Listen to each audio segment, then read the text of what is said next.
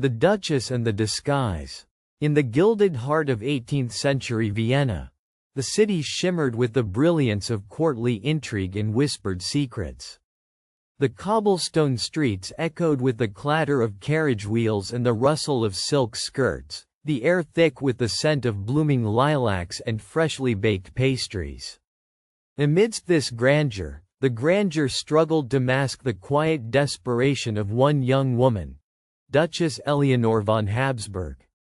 Eleanor, daughter of one of the most illustrious houses in the empire, was renowned for her radiant beauty, golden hair cascading like a river of sunlight, eyes the pale blue of melted glaciers, and a figure that moved with the poise of a swan. Yet beneath the silk and jewels lay a spirit bristling against confinement.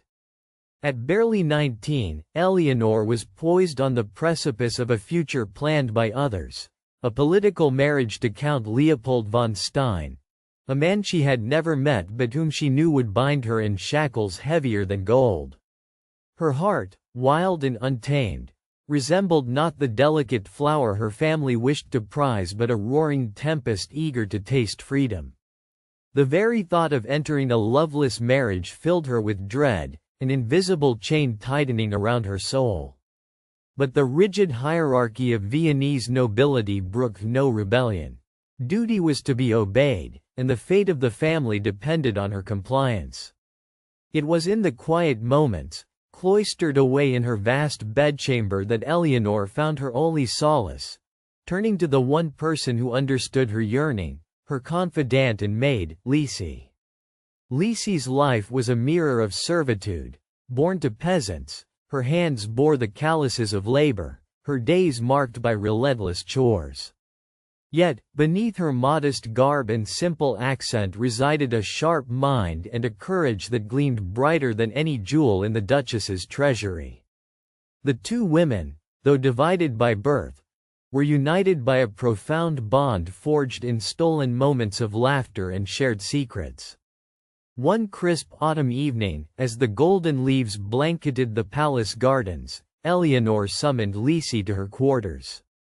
The flickering candlelight cast playful shadows, hinting at the turbulent plan forming in the Duchess's heart. "Lisi," Eleanor whispered, voice trembling with both fear and determination, "I cannot marry Count Leopold. I refuse this life. I need your help." Lisi's dark eyes widened but her expression remained steady. "Tell me what I must do, Your Grace." The plan was audacious, almost unthinkable. They would swap places. A noblewoman would assume the guise of a servant, and a servant would don the regalia of nobility. With careful precision, Lisi would attend the court in Eleanor's stead, weaving a web of subtle defiance to delay the marriage negotiations, while Eleanor would escape into the anonymous shadows of Vienna. They would buy time, and perhaps, with luck, destiny would twist in their favor. Over the following days, the palace staff was confounded by the changes. Eleanor practiced walking with the grace required of a maid, her laughter replaced by humble silences, her delicate hands learning how to scrub floors and fetch water without complaint. Lisi, in contrast, moved with newfound confidence, mastering the art of courtly manners and the mechanical smiles expected of the elite. Their resemblance was uncanny, and the household whispered of the Duchess's strange behavior, but no one suspected the truth. Only a trusted few knew the secret dance unspooling behind closed doors. Eleanor slipped away on a moonlit night, cloaked in the plain garments of a country woman, her golden hair hidden beneath a coarse bonnet.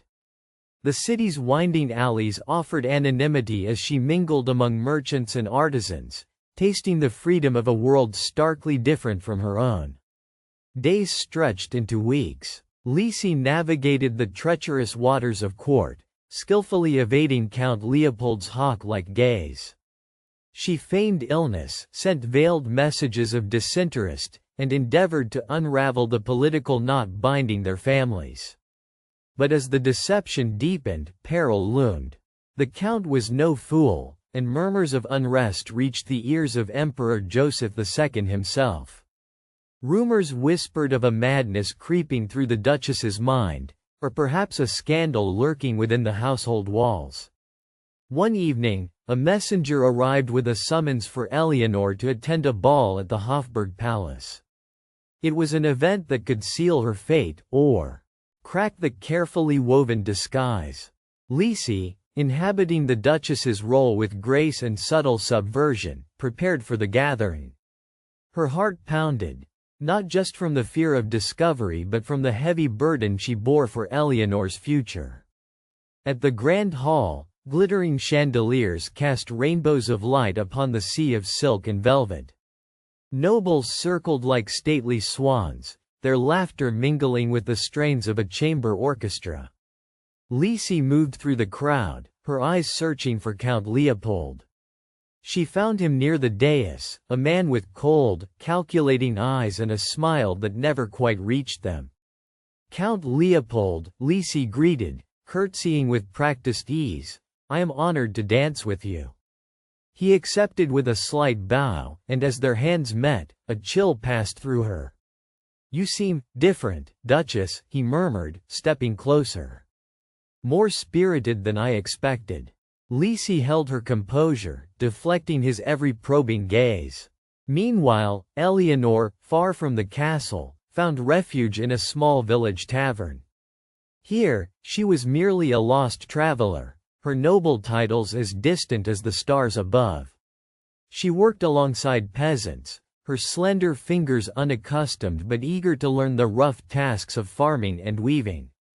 Days passed, each one chipping away at the old Eleanor, forging a new resilience. The village folk, unaware of her true identity, embraced her kindness and willingness to toil, their stories weaving into her soul. Back at the palace, the tangled threads of intrigue began to unravel. Count Leopold grew suspicious, demanding to see the Duchess unaccompanied, issuing veiled threats to the Habsburg family. The tension rippled through the court like a gathering storm. In a daring move, Lisi confronted the Count during a private audience, speaking with a confidence that stunned him. "I will not marry you," she declared, her voice steady. "Not for political gain, not for your ambitions. This union will not be." Her words sparked a scandal, forcing the hand of the emperor to intervene. To preserve the family's honor, he decreed a postponement of the marriage and summoned Eleanor back under guard. When the day came for Eleanor's return, the Duchess who stepped over the palace threshold was transformed, not just by circumstance but by experience. Gone was the timid girl resigned to fate.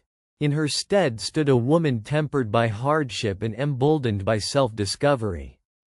Reunited, Eleanor and Lisi shared stories of their days apart, laughter mingling with tears. The bond between noble and maid had transcended social classes, a testament to the power of choice and courage. In the weeks that followed, whispered conversations in gilded parlors spoke of a new bride for Count Leopold, one less compliant, more spirited, and unwilling to be a pawn. Eleanor had returned not as a passive victim but as a force to be reckoned with. She refused to bend to the old ways, demanding autonomy over her heart and destiny. With Lisi at her side, the Duchess navigated the treacherous dance of politics and passion, carving a path that blurred the boundaries of birth and station.